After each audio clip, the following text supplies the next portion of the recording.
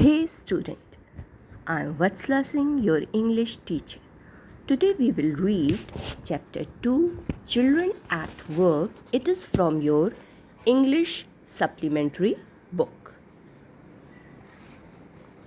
This story is about how some children leave their home and reach to big cities in search of money, a better livelihood, but they end as a rag picker.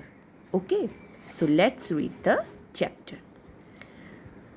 Vilu, an 11-year-old boy, runs from home. He wanders around for hours before getting on a train to Chennai without a ticket. Tired and hungry, he doesn't know where to go when a stranger at the station shouts a word of welcome. ठीक है? When the Kanyakumari Express pulled in at Chennai Central, it took Vilu some time to get off. When he finally stood on the platform, his legs felt wobbly, as if he was still on a moving train.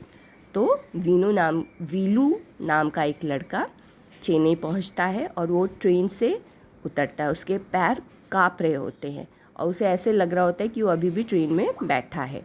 O out of the word way, ओए out of the way. A potter went by with a loaded trolley. Veelu jumped aside. तो पीछे से एक आदमी trolley लेके जा रहा होता है तो उससे हटने के लिए कहता है. He sat on a bench on the platform, putting his small bundle down. In all his 11 years, he had never seen so many people, except once a year at the fair in the village. तो वहाँ शहर की भीड़ भाड़ उसे इतनी ज़्यादा लग रही थी क्योंकि वो गांव से आया था और गांव में उसने कभी इतनी भीड़ नहीं देखी थी सिवाय एक मेले की. People walked by, bumping into him with their suitcase. और स्टेशन पे लोग इधर से उधर जा रहे थे अपना सूटकेस लेके. कभी कोई उससे लड़ जा रहा था. A voice announced something on a loudspeaker. Near him, a group of people sat on their luggage. Looking at a TV hanging from the roof, the noise was terrible. और वहाँ पे एक ऊपर टीवी लगी हुई थी जिससे बहुत ज़ोर से साउंड आ रहा था और वो नॉइज़ उसके लिए बहुत ही टेरेबल थी, उसे बहुत परेशान कर रही थी. Veelu put his head down on his knees. Feeling miserable and exhausted, he had ran away from his village 2 days ago. और वो अपने गांव से 2 दिन पहले ही भाग के आया था. उसे बहुत दुख हो रहा था. For 2 days he had eaten nothing but some peanuts and a piece of jaggery. In his bundle he carried a shirt, a towel and a comb. और जब वो अपने गांव से आया तो उसके साथ एक शर्ट थी, एक तौलिया और एक कंघी थी. और 2 दिन से उसने कुछ नहीं खाया था सिवाय कुछ मूंगफली और गुड़ के. He had walked for most of the first day to Kannur and then got on the train to Chennai. Veelu had no money for a ticket, but luckily the ticket collector didn't come to the unreserved compartment. He had tried to sleep on the floor near the door. A group of men next to him had played cards and shouted all night. Hey, what new to town? Called a rough voice. Veelu opened his eyes. There were a lot of people standing around, but nobody was looking at him. Here, he turned around. Behind him was a girl around his own age, wearing a long banyan that came down to her knees. Her hair was stiff and brownish, and she had a huge sack on one shoulder. She was picking up dusty plastic cups from the floor and stuffing them into her sack. तो वीलू जब बैठा होता है तो पीछे से एक लड़की की आवाज़ आती है जो कि कूड़ा इकट्ठा कर रही होती है और वीलू सोचता है कि ये मुझे क्यों बुला रही है. No need to stare stupidly. What's your name? Veelu muttered, looking away. तो वो लड़की उसका नाम पूछती है, वो अपना नाम बताता है. So Mr. Veelu, said the girl looking at his bundle, run away from home. तो वो पूछती है कि अच्छा तो क्या तुम घर से भागे हो. Veelu didn't answer. He didn't want to tell some strange girl what he had done. He had ran away because He couldn't stand his father beating him for one more day. His father would snatch away all the money Vilu and his sisters earned and spend it on drink. Don't think I don't know. This place is full of children like you. So what are you going to do here? Become rich? तो वो लड़की कहती है कि यहाँ पे तुम्हारे जैसे बहुत से बच्चे हैं, तुम यहाँ क्यों घर से भाग के आए, ये सोच के कि तुम अमीर हो जाओगे, लेकिन तुम्हारे जैसे यहाँ बहुत आते हैं. She sat down next to him. Vilu shifted away slightly. He felt hunger pinching him and pressed his stomach with a grimace. तो उसको बहुत भूख लग रही थी और वो उसके चेहरे पे साफ दिख रहा था. फिर वो लड़की उसे लेके जाती है. She picked her sack and started to walk away. Vilu stayed on the bench. What should he do? Should he follow this girl? Where was she going to take him? She was disappearing into the crowd, so he had to make up his mind quickly. Already he decided. Anyway, I have no idea where to go. He jumped up and ran. तो फिर उसके बाद उसे लगा कि वो लड़की भीड़ में खो ना जाए, तो कूद के उसके पीछे पीछे चलने लगा. He caught up with the girl and as she was leaving the station. When they got to the road, Vilu found that the vehicles kept coming and never stopped for anyone. और वो जब road पे आया तो वीलू ने देखा कि वहाँ लगातार सारी गाड़ियाँ आ रही हैं, जा रही हैं और किसी के लिए रुक नहीं रही हैं. Smoke and dust flew at him from all the sides, making his head spin. और उसे चक्कर सा आने लगा. उस हर तरफ से धुआं आ रहा था और गर्द उड़ रही थी. They had to wait for a long time before they could find a gap to run through. Vilu kept hesitating and the girl finally dragged him to the other side. और फिर कुछ देर में वो लड़की उसको लेके रोड के दूसरे साइड में पहुंच जाती है. What do you think you are doing? Grazing cows? If you stand around in the middle of the road like that, you will be chutney. तो वो कहती है जल्दी से दूसरे साइड चलो, नहीं तो तुम्हारी चटनी बन जाएगी. और तुम्हें क्या लग रहा है, तुम गाय की तरह इधर उधर चर रहे हो घास. Vilu's heart was still beating fast. He looked back at Central Station and the traffic speeding by. How had they managed to come through that? They walked along the side of the road under some huge signboards. और फिर वो वहाँ पे जो बड़े बड़े sign board लगे थे रोड के किनारे, उसके नीचे वो लोग चलने लगे. Vilu looked up at the picture. Banyans, car tires, pens, a woman holding a box. The writing was all in English, so he didn't know what it meant. और उसको वो समझ में नहीं आ रहा था कि क्या है, क्योंकि सब इंग्लिश में लिखा हुआ था. The girl turned into a wide bridge and walked up. Vilu stopped and peeped over the railing. Under him the road ran into the city. In the distance he could see huge buildings and towers and more roads.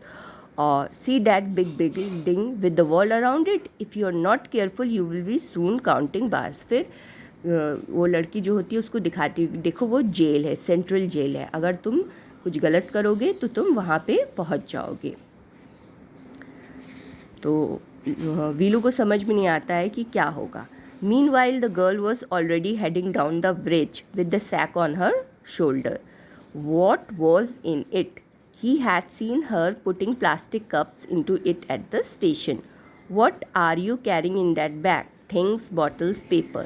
Vilu wondered what she was doing with them, but he felt shy to ask any more question. तो सुबह थी, सूरज निकल रहा था और वीलू नंगे पैर था, जो कि इसलिए उसके पैर गर्म होने लगे थे.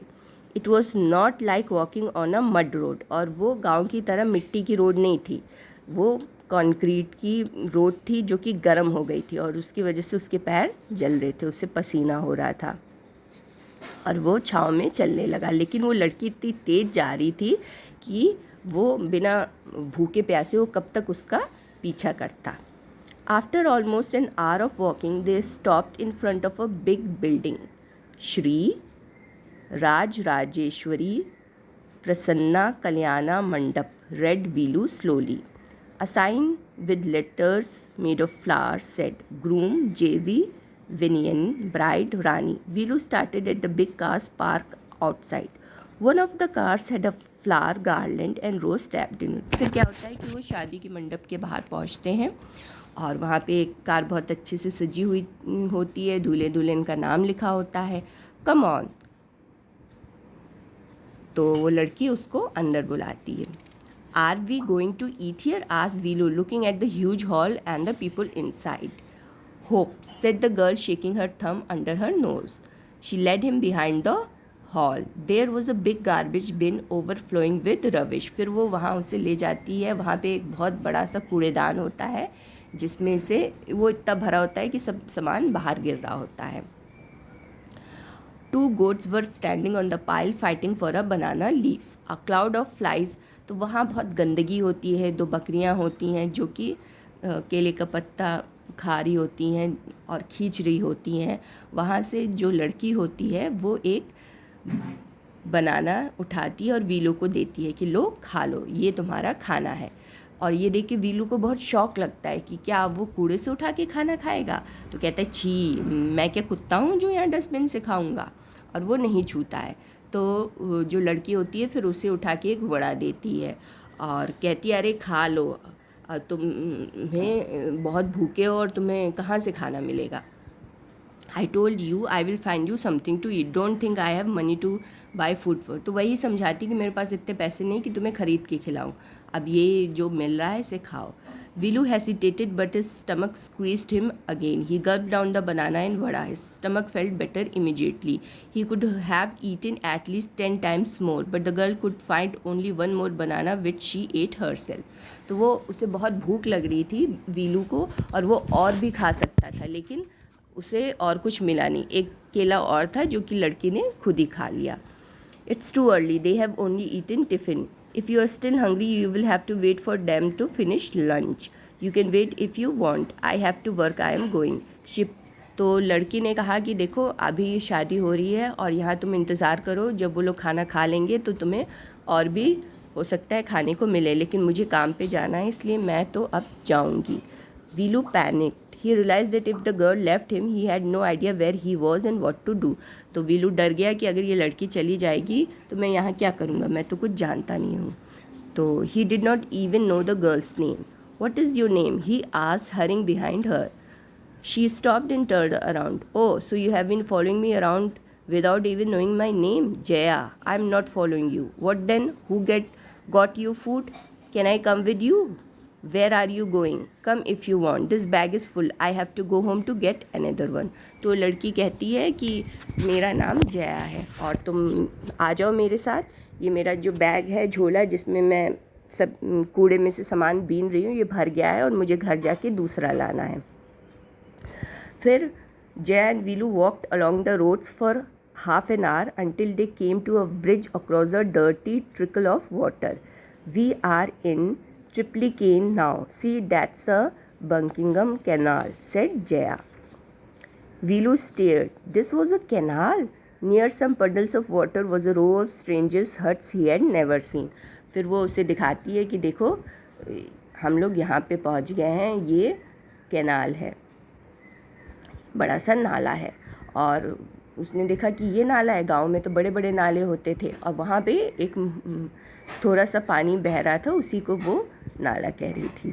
और वहाँ पे छोटी छोटी झोपड़ियाँ बनी हुई थी जैसी कि उसने कभी नहीं देखी थी। उसके गांव में तो मिट्टी के मकान होते थे और यहाँ पे मेटल शीट्स, टायर, ब्रिक की मदद से छोटे छोटे झोपड़े बने हुए थे और ऐसा देख के लग रहा था कि वो कभी भी गिर जाएंगे। Is this where you live? These houses are strange, said वीलू। तो वीलू को उसे बहुत आश्चर्य हुआ, उसने कहा कि तुम यहाँ पे रहती हो तो बहुत अजीब सा है। Jaya went around to one of the huts and damped her sack outside. Then she picked up one empty one. Let's go. तो एक झोपड़ी के पास जाके अपना जो थैला होता है वो जया वहीं रखती है, दूसरा लेके चल देती है। She threw him a pair of old shoes without laces and pushed a sack and a stick into his hands. और उसको एक पुरानी जूतों का पेयर देती है और एक झोला और स्टिक देती है, जिसे देख के वीलू बहुत कंफ्यूज हो जाता है कि मुझे क्या करना होगा। The only work he had ever done was on the landowner's farm, weeding and taking cows out to graze. तो are there any farms in the city, he asked. Jaya तो वीलू ने कोई और काम किया नहीं होता है, वो गांव में खेतों पे काम करता था और जो मालिक होता था उसकी गाय को चराने ले जाता था। तो उसने पूछा कि यहाँ पर भी कोई खेत है? तो जया हंसने लगी और उसने कहा कि यहाँ कोई फार्मर नहीं रहता और हम लोग कूड़ा बीनते हैं। तो ये लकड़ी की स्टिक दी और एक झोला दिया कि ये लो और सामान उठाओ। Rag pickers, see my sack full of things I collected. Collected from where? Asked Veelu. From rubbish bins. Where else? We collect rubbish. Veelu had never heard of such thing. Blockhead. It's not any rubbish. Only paper, plastic, glass, such things. We sell it to Jam Bazaar Jaggu. Veelu was puzzled. He had heard of people throwing away rubbish. But why would anyone want to buy rubbish? तो उसने सुन रखा था कि लोग कूड़ा फेंक देते हैं, पर उसे ये बहुत आश्चर्य हुआ जान के कि कूड़ा भी कोई खरीद सकता है। तो Veelu did not move, he hadn't run away and come to this new place to dig through garbage beans.